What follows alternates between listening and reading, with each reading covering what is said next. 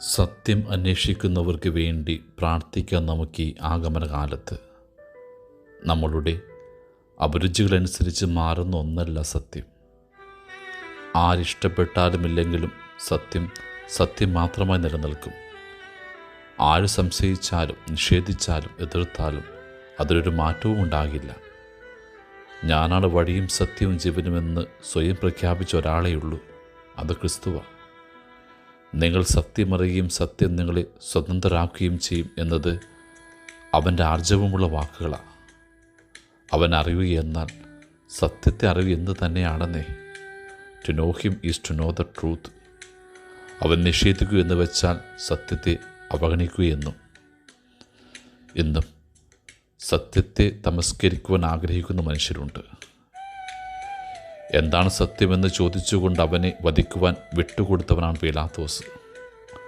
ആ സത്യത്തെ ജനിച്ചപ്പോൾ തന്നെ ഇല്ലാതാക്കാൻ പരിശ്രമിച്ചവനാണ് ഹെറോദസ്.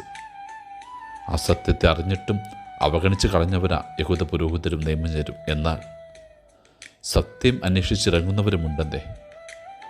കിഴക്ക് നിന്നും എത്തിയ പൂജാരാജാക്കന്മാർ അതിൽ പെടും. മത്തായിയുടെ സുവിശേഷം മാത്രമേ അവരുടെ സന്ദർശന കഥയുള്ളൂ. അവരെക്കുറിച്ച് അറിയേണ്ടതൊക്കെ ആ 2-ാം അധ്യായത്തിലുണ്ട്. 1 മുതൽ 12 വരെയുള്ള വാക്കുകൾക്കിടയിൽ അവർ ആദ്യമായി കടന്നു വരുന്നു, പിന്നെ എന്നേക്കുമായിട്ട് അപ്രത്യക്ഷരാകുന്നു. ജ്യോതിഷികളായിരുന്നവർ, ആസ്ട്രോളജിസ്റ്റ്. ഇക്കാലത്ത് അതിനത്ര വിലയൊന്നുമില്ല, ആധികാരികതയുമില്ല. എന്നാൽ പുരാതന കാലത്ത് ജ്യോതിഷം മനുഷ്യൻ്റെ ദൈവാന്വേഷണവുമായി ബന്ധപ്പെട്ട മേഖലയായിരുന്നു. ജീവിതത്തിലെ വലിയ ചോദ്യങ്ങൾക്ക് ഉത്തരം കണ്ടെത്തുന്നതിനായി പുരാതന മനുഷ്യർ ആകാശത്തെക്കുറിച്ച് പഠിച്ചു. അങ്ങനെയാണ് ഒരു നക്ഷത്രവെട്ടം ഒരു രക്ഷകൻ്റെ പിറവിയുടെ അടയാളമാണെന്ന സത്യം അവർക്ക് വെളിപ്പെട്ട് കിട്ടിയത്. ആ സത്യത്തെ തേടിയാണെന്നവർ 1000 മൈലുകളോളം താണ്ടി, മരുഭൂമികൾ പോലും തരണം ചെയ്ത്, വർഷങ്ങളോളം യാത്ര ചെയ്ത് ജെറുസലേമിലെത്തിയത്. ക്രിസ്തു വന്ന നിത്യസത്യത്തെ അറിയാതെ പോകുന്നവരുണ്ട്, അവഗണിച്ച് കളയുന്നവരുണ്ട്, ഇല്ലായ്മ ചെയ്യുവാൻ പരിശ്രമിക്കുന്നവരുണ്ട്. എന്നാൽ അന്വേഷിച്ച് കണ്ടെത്തുന്നവരുമുണ്ട്.